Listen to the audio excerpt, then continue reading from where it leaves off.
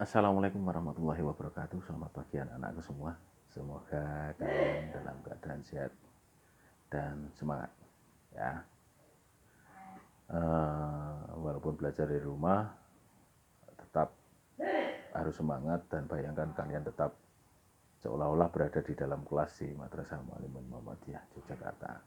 Ya, biar tidak terlena dengan situasi yang saat ini, karena bahaya jika terlena itu akan mempengaruhi dan menurunkan kualitas kecerdasan kalian dalam menulis, dalam membuat sesuatu, dalam berpikir. Ya, baik. Hari ini kita akan belajar bab 4 tentang nilai-nilai kehidupan dalam karya sastra. Untuk mudahnya, silakan keluarkan buku paket dan buka halaman 123. Ya. Nah, kita pahami dulu nilai-nilai kehidupan dalam karya sastra. Apa itu nilai-nilai? Nilai-nilai tentu sesuatu yang berharga karena bernilai. Ya. Jadi apa yang bernilai dari kehidupan kalian dalam kehidupan kita, ya, terutama diri kita sendiri ya. Nah, nilai-nilai itu, sesuatu yang berharga itu dituangkan dalam bentuk karya sastra. Jika kita sebagai seorang penulis, jika kita sebagai seorang pembaca, maka apa yang bernilai dari bacaan, apa yang berharga dari satu karya sastra, pesan apa yang berharga dari karya sastra itu sendiri. Ya, nah, pada kali ini kalian belajar tentang nilai-nilai kehidupan dalam karya sastra atau dalam sastra. Ya, baik. Memahami nilai-nilai kehidupan tentu tadi Ustadz sudah sampaikan bahwa sesuatu yang berharga dalam kehidupan kalian. Ya, berharga itu banyak jenisnya, ada yang menyenangkan, ada yang menyedihkan, ada yang mengecewakan.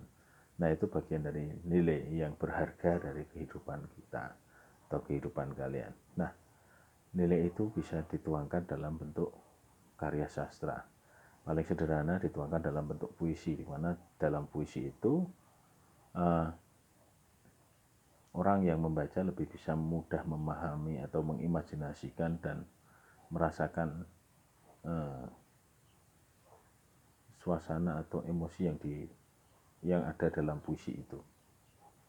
Nah, nanti masing-masing dari kalian harus bisa menuangkan nilai-nilai kehidupan kalian dalam bentuk karya sastra. Nah, untuk lebih mudah dan lebih jelasnya, kalian buka buku paket halaman 123 bab 4, kemudian di situ akan ada banyak penjelasan, ada banyak keterangan dan contoh. Ya, sekaligus ada soal-soal untuk kalian latihan. Nah, Ustadz harap kalian tetap semangat untuk rajin belajar, rajin menulis, rajin membaca, ya. Karena jika kalian terlena dengan situasi ini akan mempengaruhi kecerdasan kalian, keterampilan kalian dalam menulis, membaca, dan berbicara. Nah, di sini Ustadz minta kalian harus disiplin, harus bisa mandiri, karena di rumah kalian hanya didampingi kedua orang tua, dan tentu kedua orang tua punya kesibukan sendiri-sendiri. Ada harus bekerja, ada harus mengurus rumah, membersihkan rumah, menyediakan kalian makan dan pakaian. Ya, maka kalian harus punya inisiatif untuk belajar. Jika ini tidak ada, ya sangat bahaya. Kalian akan ada tingkat kecerdasan kalian akan menurun, keterampilan kalian juga akan turun. Ya, seolah-olah nanti hasilnya akan jadi orang yang malas, jadi orang yang tidak tahu apa-apa.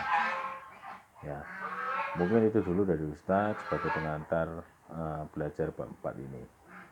Tadi ada backsound atau musik ilustrasi di belakang, ya. Malum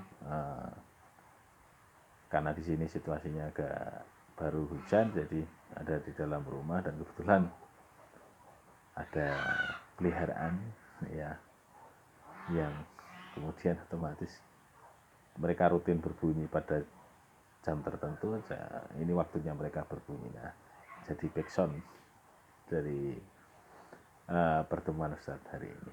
Baik, mungkin itu dulu dari Ustadz. Jangan malas untuk membaca buku paket, ya, mengerjakan soal-soal yang ada di buku paket. Harus semangat belajar, ya, semangat membaca, kurangi mainnya, atur waktu bermainnya pada jam-jam tertentu. Jangan persentase mainnya lebih banyak dibandingkan persentase untuk belajarnya. Ya, jangan lupa tetap melakukan aktivitas menghafal, ya, sholatnya jangan lupa. Dan satu lagi, tetap jaga kesehatan. Salam untuk keluarga di rumah. Sekian dari Ustadz. Wassalamualaikum warahmatullahi wabarakatuh.